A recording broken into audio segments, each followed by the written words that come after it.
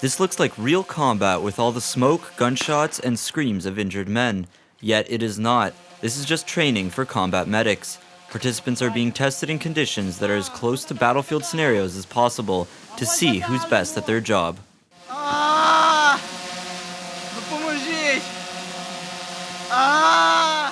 Volodymyr is one of those who competes for the title of Best Combat Medic.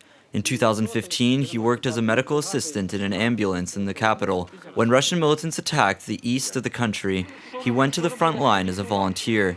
During the battle for Avdiivka, he saved several dozen lives, but despite his experience, he says there is a lot to learn at these competitions. The level of preparation of other teams grows. It gets more and more interesting to compete. Everyone shares their experience, especially those who just came back from the war zone.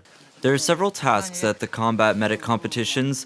You must find wounded soldiers on the battlefield, evacuate them, and provide medical assistance. At the same time, each wounded soldier has different injuries. They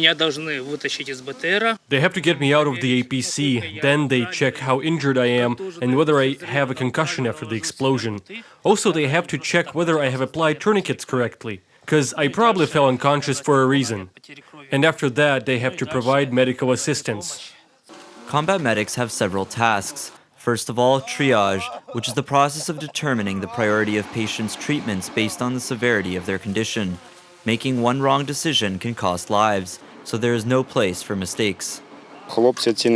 We evaluate our guys based on the following criteria: speed of medical assistance and correct performance of the medical practice, for example, applying a tourniquet. Instructors evaluate the work of medics.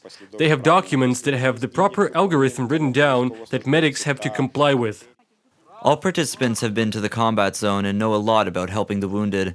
However, in these competitions, they learn new techniques, and this improves their professional skills. We are introducing new standards. This is knowledge that was written in blood. These are protocols that we developed ourselves. We analyze local conflicts and all the losses that happened in those battles. After analyzing all the data, we decide how we change our medical procedures. The combat medic competitions in Ukraine were held for the third year in a row. Reported by Artem Holub, UATV.